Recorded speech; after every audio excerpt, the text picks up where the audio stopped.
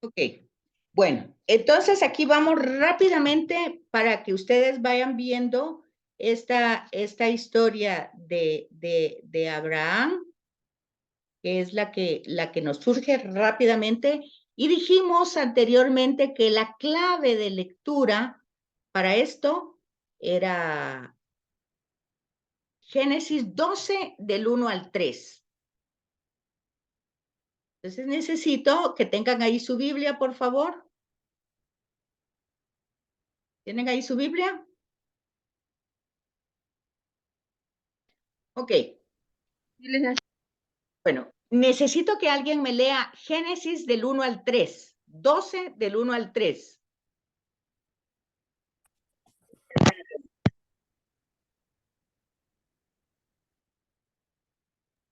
¿Alguien? Yahvé dijo, Génesis 2.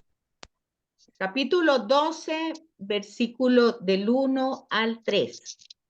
Yahvé dijo a Abraham, vete de tu tierra, de tu patria y de la casa de tu padre a la tierra que yo te mostraré. De a ti haré una nación grande y te bendeciré. Engrandeceré tu nombre y sé tú una bendición. Bendeciré a quienes te bendigan y maldeciré a quienes te maldigan. Por ti se bendecirán todos los linajes de la tierra. Ok. Entonces, muchas gracias, Joan. Entonces, si se dan cuenta, aquí hay cinco promesas que tienen que ver con cinco, digamos que están contrapuestas con las 5 maldiciones que hubo en Génesis 3, cuando se maldice la tierra, se maldice a la mujer cuando va a dar a luz, se maldice a la serpiente. Bueno, entonces, ¿qué es lo que pasa? Que cuando estamos sin Dios, pues simplemente las secuencias, las consecuencias de esa realidad, pues hace que nuestras circunstancias cotidianas se vuelvan muy, muy difíciles, a tal punto que todo parece pues ser como una maldición, maldecir. O sea, la palabra maldición no es lo que quiere, bendecir quiere decir bien, y maldecir quiere decir hacer mal, mal y bien. Entonces, cuando nuestras circunstancias están lejos de Dios, pues todo es mucho más pesado. Pero aquí entra la clave, fíjense, eso lo he repetido varias veces, la clave de Edgar no ha podido entrar. Edgar no está ahí. Es que le doy entrada y no sé por qué no entra. Y Cristi también. Les doy entrada, pero no entran, no sé por qué. Edgar no puede entrar, no sé qué le pasa, pero ya le di como muchas veces entrada. Bueno, tenemos entonces, lo hemos dicho anteriormente, el desarraigo, o sea, deja tu tierra, tu casa, tu familia. Hay, para poder ser instrumento de Dios, pues hay que desarraigarse, eso ya lo dijimos anteriormente, vaciarse de para llenarse de. Entonces, la clave, esta es una clave de interpretación de toda la escritura, porque lo mismo tuvo que hacer Isaac, Jacob, luego Moisés, tuvo que desarraigarse de qué? Pues de sus miedos, de sus limitaciones, de sus incapacidades y confiar. La palabra mostraré, decíamos que es la palabra, pues, abandonarse, ¿verdad? Es como que significa eso. Pero si ustedes ven todos los personajes, incluyendo a la Virgen María, a San José, a Jesús de Nazaret, a Pablo, todos tuvieron que dejar sus seguridades, su confort, sus propias convicciones y abandonarse a algo que es una promesa. Entonces, no se trata de abandonarse al vacío. La palabra mostraré es una promesa, es algo que va a pasar, pero no dice cuándo, ni cómo, ni dónde. Entonces, aquí es donde nosotros vamos a ver este ciclo patriarcal de cada uno de los personajes, Abraham, Isaac y Jacob, y cada uno de ellos que tienen ese mismo hilo conductor con distintas circunstancias, algunas parecidas, otras diferentes. Pero la temática es la misma. Tendrán que dejar sus propias convicciones, sus propios, ¿qué dijera yo? Incluso si ha habido engaño, mentira, como el caso de Jacob, tendrá que ir con todo ese proceso que va desarrollando una nueva vida para poder ser ese instrumento de Dios que va a desarrollar o a caminar el proyecto de la salvación, que es el proyecto de Dios, que es la voluntad de Dios. Cuando se dice, es que ¿cuál es la voluntad de Dios? Pues la voluntad de Dios es que todos se salven, esa es la voluntad de Dios. Esto es lo que habíamos visto de los Toledot y ya está dicho, por eso quería yo ver, que lo vieran desde la literatura, para que se den cuenta de que desde el plan literario, desde la literatura que se está utilizando, la narración es viva, los episodios tienen anécdotas y esas son la tradición ya vista, es como narraciones muy descriptivas, pero no nos tenemos que quedar en la descripción, tenemos que entrar a qué tema. Promesa, primero vocación. Vocación, ya saben ustedes que es un llamado, ¿verdad? Es como algo en lo que yo creo y yo voy a ser feliz o alegre o contenta desarrollando eso que me están pidiendo. Por ejemplo, me gusta cantar, tengo la vocación de cantante. Bueno, yo voy a ser feliz cantando. Esa es mi vocación. Quiero trabajar y quiero estudiar para ser maestra. Bueno, yo voy a estar feliz transmitiendo lo poco, lo mucho que puedo compartir con los demás. O sea, la vocación es un llamado donde yo me realizo, pero es un talento que Dios ha dado y que al mismo tiempo pongo a su servicio. Entonces, en el plan literario nosotros tenemos que ir encontrando la vocación, o sea, el llamado de cada personaje y cómo este personaje se va realizando de acuerdo a la realización de ese llamado. Pero la tradición ya vista lo va a ir haciendo a través de narraciones con tramas familiares, con temas muy descriptivos, pero no podemos quedarnos en el género literario, sino que tenemos que entrar a los contextos históricos que forman parte de un periodo antiguo de la historia. Y tenemos que buscar ese hilo conductor en la historia de Abraham, tenemos que encontrar ese llamado o vocación y esa promesa. Entonces, del Génesis 12, capítulo 12 al capítulo 25, que es donde va a empezar la historia de la salvación, no vamos a encontrar una biografía de Abraham, no vamos a encontrar tampoco la vida o la historia de Abraham o de Sara, sino que vamos a ir encontrando cómo tiene él ese encuentro, que ahí no dice que Abraham estuviera buscando a Dios o nada, simplemente Dios irrumpe en la historia de Abraham. Fíjense, en un momento trágico de la historia de Abraham, cuando se muere su padre. Entonces, tienen que entrar ustedes en ese mundo tribal y darse cuenta que se muere, como quien dice, el patriarca de la tribu. Entonces, ¿a quién le corresponde? ¿Cómo lo va a hacer? Entonces, es un momento de incertidumbre, un momento de desconcierto, y Dios entra en la historia de Abraham en ese momento. Eso es lo que podemos captar del final de Génesis 11 y principio de Génesis 12. Pero entonces el desarraigo no es solamente de posesiones o de identidad, sino es también de tristeza, de dolor, de sufrimiento y confiar en una historia mucho más esplendorosa. Entonces, esa es la vocación, el hilo de cómo se va desarrollando esa llamada. Pero esa llamada no se queda solo como una llamada simple, va acompañada de promesas. Y cuando el versículo 4 del capítulo 12 dice que Abraham marchó, quiere decir que le creyó. Entonces, aquí vemos la vocación de Abraham y su apertura al plan de Dios. Este es el punto central de referencia de toda la escritura. No hay ningún profeta que diga, ay, ahorita voy a ir al norte a profetizar porque se me ocurrió. No, todos responden a una llamada. Jesús se lo dice también a sus apóstoles.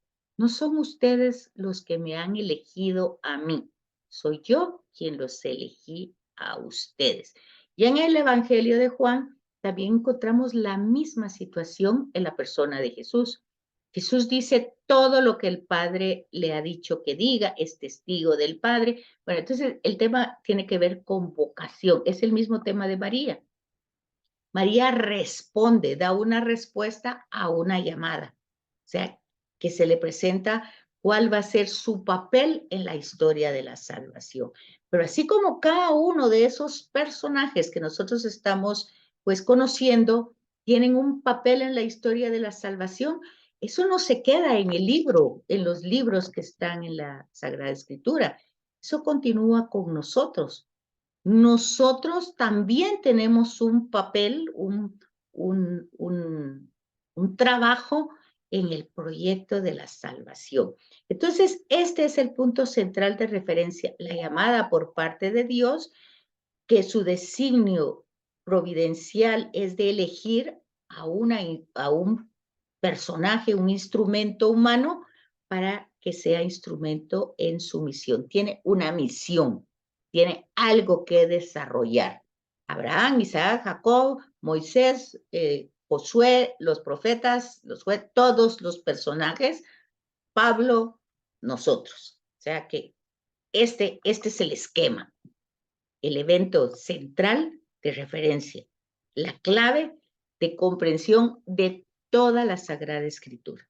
O sea, pero obviamente que no podemos responder a esa llamada sí desde nuestra cultura, sí desde nuestras costumbres, pero tendremos que ir despojándonos de lo que no nos ayuda a desarrollar ese proyecto, esa misión. Entonces, y confiando. Entonces decíamos que la respuesta de Abraham es marchó, ¿verdad? Y ahí encontramos ya muchas palabras, su creencia, su creerle a Dios, que se traduce en su fe, ¿verdad? Pero fíjense bien, el protagonismo es de Dios. Y ahí no nos dice que Abraham sea un hombre virtuoso, que sea, no dice nada, nada. Solo es Dios que irrumpe, Abraham que responde. Y entonces ahí vamos a encontrar toda la problemática que va a ir desarrollando este personaje en la historia, pero cómo entre las promesas está el que él primero va a ser bendecido, pero va a ser bendecido para ser bendición para los demás. Entonces, y de él se va a formar un pueblo, pero va a ser un pueblo para que se desarrolle para los demás.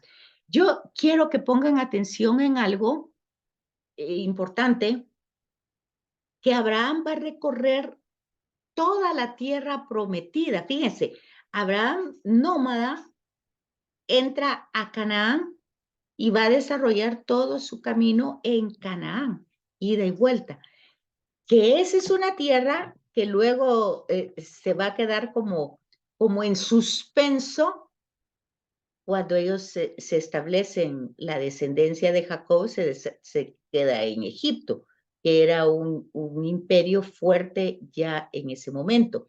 Aquí también ustedes tienen que utilizar un poco el razonamiento, ¿verdad? ¿Cómo puede ser que Egipto ya es un imperio fuerte? Entonces, si nosotros nos damos cuenta, Egipto ya como imperio tiene siglos, mientras ellos todavía son nómadas, pastores y viven en tiendas. Egipto ya es un imperio, ya lleva varios faraones, ya tiene escritura, ya está construyendo edificios, ya está haciendo muchas cosas. Y no solo está Egipto, ya hay otros imperios o ciudades en Mesopotamia que ya están desarrollados. Entonces ya a la pregunta que me habían hecho hace 8 días, ¿todos han salido de Adán y Eva? Díganme ustedes, ¿cuál es la respuesta si ustedes van comprendiendo nuestro camino aquí? Oh, claro que no. Bueno, entonces ustedes tienen que ir captando la lectura y darse cuenta que el mensaje no es ese. El mensaje es ir encontrando cómo se va Ya habían desarrollando. civilizaciones en aquel tiempo. Ya habían civilizaciones y fuertes, mientras que ellos, por decir, pues utilizar una palabra chapina, están en pañales todavía, pero es Dios quien los va formando. Dentro de un ambiente politeísta tenemos toda la manifestación de un solo Dios. Y esa es una de las grandes, que dijera yo, beneficios o atribuciones que se le dan a Abraham, que entre todos decide creerle a uno solo.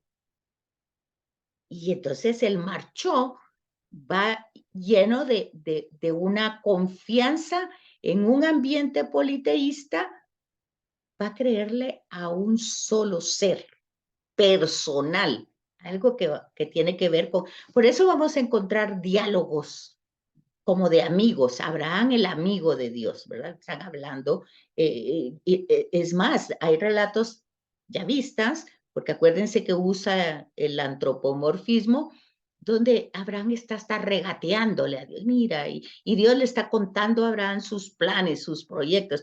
Son relatos muy hermosos, muy descriptivos, pero no nos podemos quedar en el relato, tenemos que entrar en el mensaje. ¿Cómo se vuelve amigo de Dios? Pues ya saben ustedes, pues con el diálogo, ¿verdad? Con el recurrir. Jesús lo va a decir de otra manera, va a decir, permanezcan en mí. Entonces, el mismo mensaje, solo que contado de formas diferentes. Bueno, esto creo que también ya esto es lo que tenemos como las promesas. Este es el trabajo que tiene que hacer. Entonces, las promesas de Dios se van a desarrollar en distintos pasajes del Génesis, que es lo que a nosotros nos interesa. ¿Cómo los va a narrar? ¿Cómo los va a contar?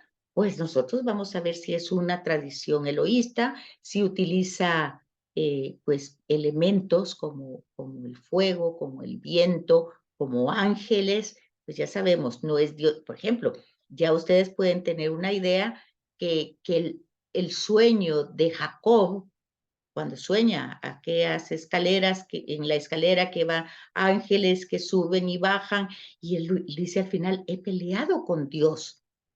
Es una tradición eloísta. ¿Por qué eloísta? Porque ahí ya no se ve que, primero es un sueño, ya es una forma, Dios en su trascendencia se acerca al ser humano a través de elementos, a través de mensajeros, a través de sueños, da a conocer su mensaje.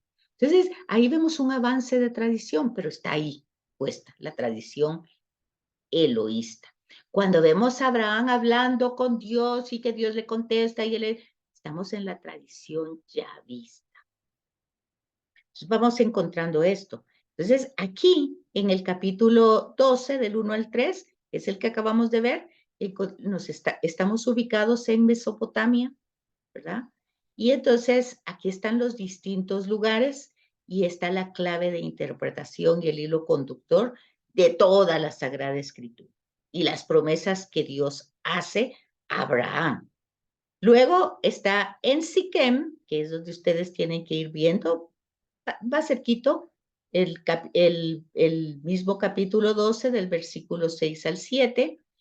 Luego, en Génesis 13, capítulo 13, del 14 al 17, Dios muestra la extensión de la tierra. Después, acuérdense que le ha prometido descendencia.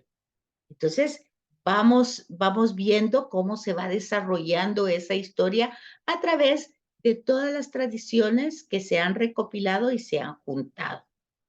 Después vemos que en Génesis 15 se hace la primera alianza. Yo necesito que lean eso. Yo les puse en la tarea esos capítulos porque es importante. Génesis 15 es un capítulo sumamente importante para entender la alianza. Ya se había hecho una alianza con Noé, que era con la naturaleza, pues era el arco iris y una alianza. Pero aquí, en Génesis 15, se narra la forma antigua como se desarrollaban o cómo se hacían las alianzas, los convenios. ¿Entre quiénes? Entre pueblos nómadas, o sea, personas que iban buscando una tierra, un lugar para alimentarse ellos y los animales y pasar la noche. Entonces, cuando ustedes lean ese capítulo, ustedes se van a dar cuenta de algo sumamente importante. Se van a dar cuenta que en ese momento los convenios, pues no hay escritura, no hay otra forma de hacerlo, de hacer un convenio, una alianza, un contrato, sino a través de signos y de gestos. Y entonces ustedes se van a dar cuenta que es la alianza entre Dios y Abraham. Y entonces se abren los animales, se parten a la mitad, ahí mencionan, eso es para que ustedes lo lean, Génesis 15, ahí mencionan la alianza, o sea, los animales que se abren, así se abren a la mitad, y las personas contratantes tienen que pasar en medio de esos animales. Y ustedes se van a fijar que en el relato resulta que Abraham, cuando le toca pasar, no puede pasar porque le da un sopor, o sea, le da como vaído, le da como que va a perder un poquito la conciencia y no logra pasar.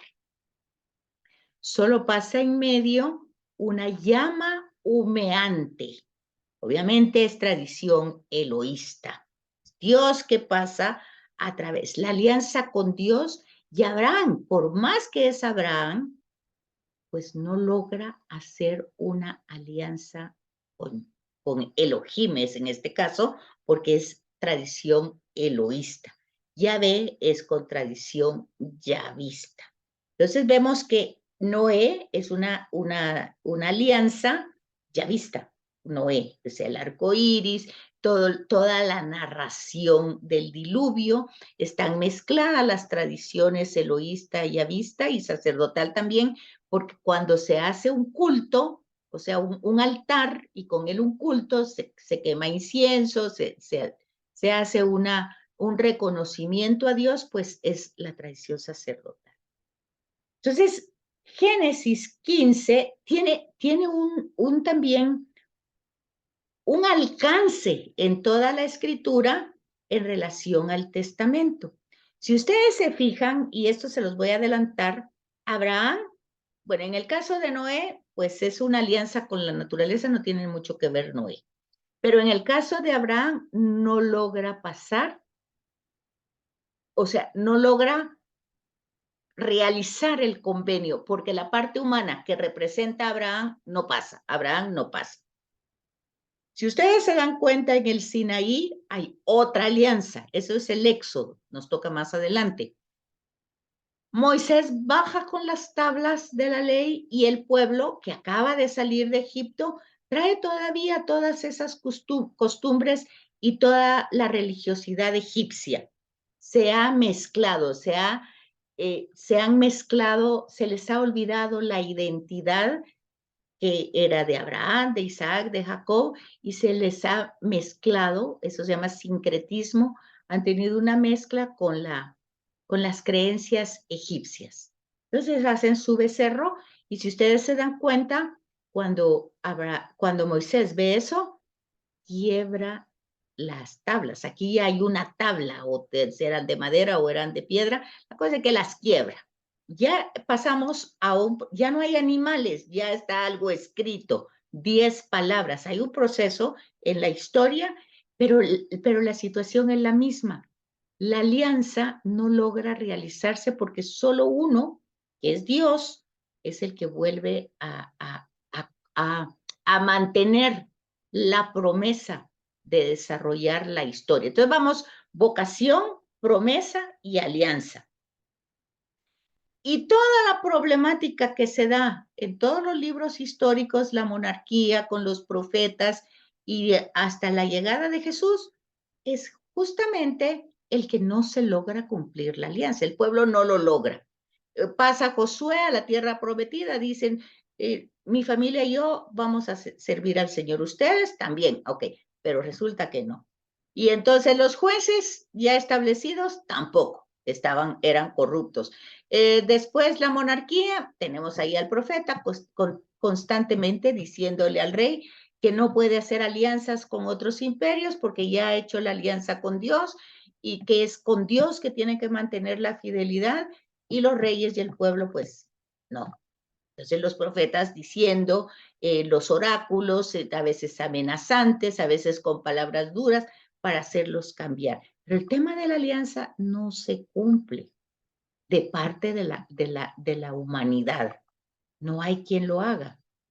Entonces, vean ustedes, qué interesante entender eso, que entonces es Dios mismo que se encarna en un ser humano para entonces hacer una alianza con el hombre. Y ahí es el tema de la historia de la salvación, llega a su culmen con Jesús. Y luego, si ustedes ven esto mismo, esto del capítulo 15, y lo ven en la Eucaristía, es lo mismo. El Cordero es partido en dos y se hace una alianza ahora con los que están, con el nuevo pueblo de Dios que está reunido, convocado por Dios para alabarlo, glorificarlo. Y entonces se sabe pecador, pero ahora ya hay alguien humano que ha respondido por cada uno de nosotros y nosotros lo único que tenemos que hacer es creerle.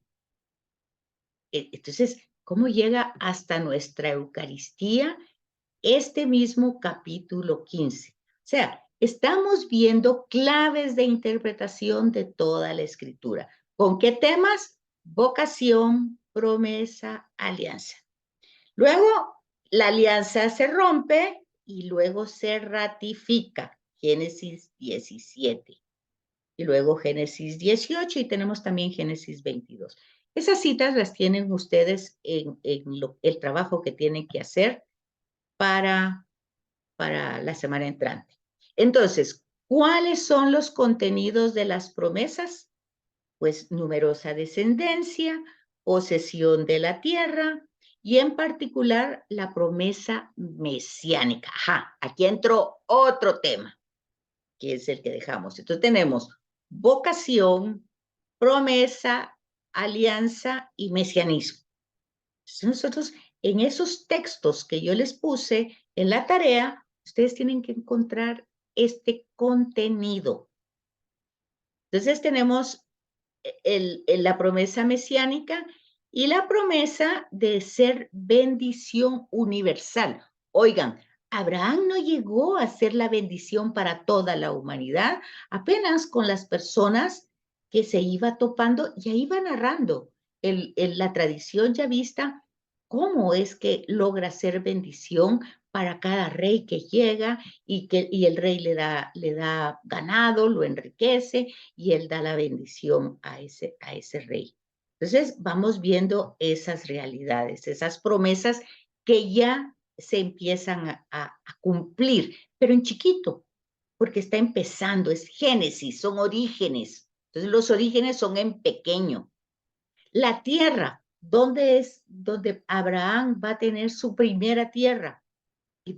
Pues él no logra entrar a la tierra prometida. Abraham, eso va a estar hasta el Éxodo, ni siquiera Moisés va a entrar. Entonces, pero resulta que Abraham compra un pedacito de tierra para enterrar a Sara. O sea, ya está ahí la promesa en pequeño, porque son orígenes. Pero ¿quién va a tener la bendición universal a través de toda la descendencia y de la providencia que ha desarrollado la historia de la salvación? Pues Jesús, ¿verdad? Él sí va a ser bendición para toda la humanidad y salvación para toda la humanidad. Y la promesa mesiánica pues se cumple. Por eso va a decir Jesús, toda la escritura habla de mí. Ahí es donde nosotros tenemos que ir encontrando ese hilo conductor y ir viendo la acción de Dios para ir desarrollando esta historia de la salvación.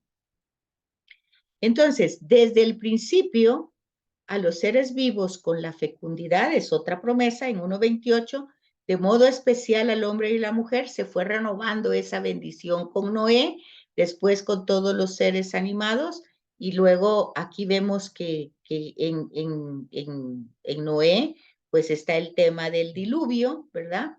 Pero este carácter universal de la bendición que va dirigida a todas las naciones y a todos los hombres, sin exclusión. Fíjese, ese es cuando le dicen a Jesús, maestro bueno. Jesús dice, ¿por qué me dices bueno? Solo el Padre es bueno, que hace llover sobre buenos y malos, ¿verdad? Entonces, la bendición va para todos los hombres sin exclusión y se refiere a toda clase de bendición, pues no se limitan a algo, a cosas materiales, por ejemplo. Son cosas materiales y no materiales. Abraham va teniendo cosas materiales y no materiales.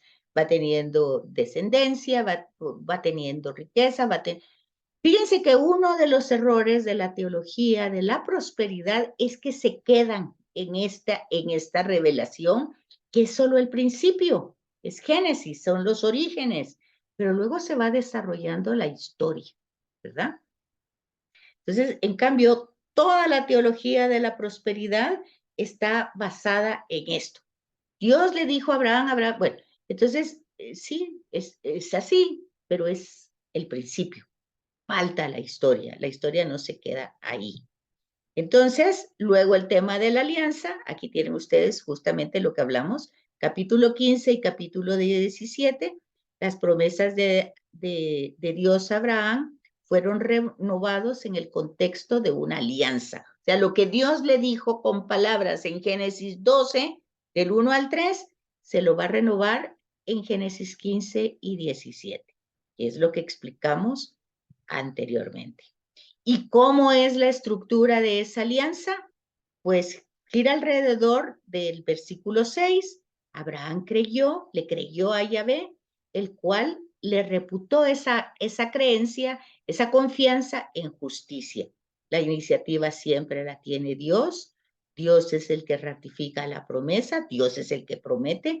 El sacrificio que se realiza según los antiguos ritos de la alianza, pues Dios los va remodelando, reconstruyendo, restaurando. Luego empieza el ciclo de Isaac, que de alguna manera vuelve a repetirlo. Por eso se llama ciclo, porque es repetición casi de lo mismo, ¿verdad? Dios fiel a sus promesas, Dios que cumple con su pacto, Dios que da la descendencia. Pero ahí hay también algunas citas para que ustedes vean. Entonces, en este personaje de Isaac, la renovación de la promesa es más fuerte y aquí tenemos la tradición ya vista, donde se va dando esa promesa, se va transmitiendo de generación en generación. No se queda solo en un personaje, sino que se transmite. Entonces, aquí va la historia de Isaac, que va camino a Gerar, y entonces la tradición ya vista, él le va pidiendo ahí que se quede, que no baje a Egipto.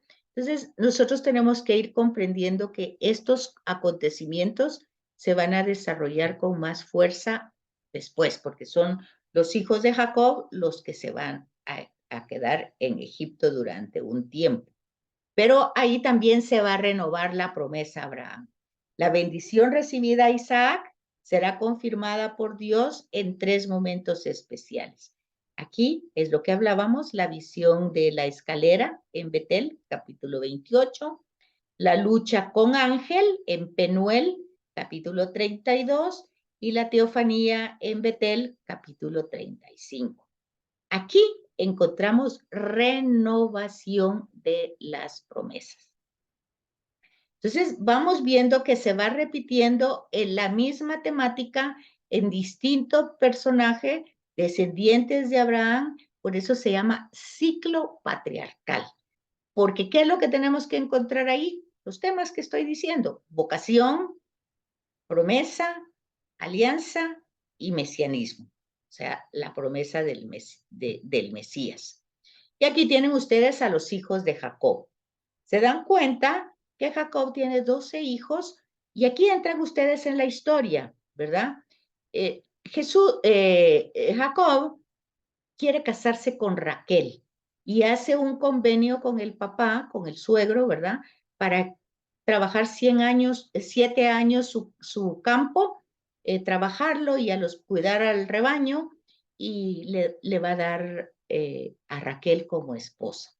Pero el día que le tiene que dar a Raquel, en lugar de darle a Raquel, le da a Lía. Entonces Jacob tiene que trabajar 7 años más para tener a Raquel. Pero resulta que así como Rebeca no podía tener hijos, así como Sara no podía tener hijos, Raquel, que es la amada, la que ama a Jacob, no puede tener hijos. Y entonces Lía sí puede y le da a su criada, a su esclava, también para que tenga hijos. Y Raquel, como no los puede tener, también le da a su esclavo. Pero al final, como es Dios actuando en la historia y desarrollando la promesa que ha hecho y la alianza, Raquel tiene a sus 2 hijos, que es José y Benjamín, los que Jacob amaba. Entonces ahí entra una tradición yavista muy bonita, con un mensaje muy importante: el ciclo de José y sus hermanos. Bueno, tenemos ya solo 2 minutos para que se vuelva a terminar ¿no? Logramos avanzar un poco. Si alguien puede escanear el libro, me dicen. Yo estoy en la Landívar en las mañanas. Mañana voy a estar en Tívoli. Si alguien lo quiere ir a recoger y lo quiere escanear para que no le salga caro, yo lo llevo y lo van a recoger, o se los dejo ahí en la oficina con Isabel de Tívoli para que alguien lo vaya a recoger. Si lo necesitan, si lo quieren, no sé. Ustedes dirán. Tenemos 1 minuto y se acaba la sesión de hoy.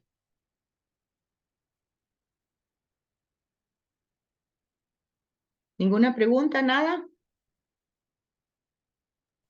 Todavía estoy asimilando toda la información. Bueno, ahí les queda grabado. De todas maneras, yo les subo la grabación al portal y al chat.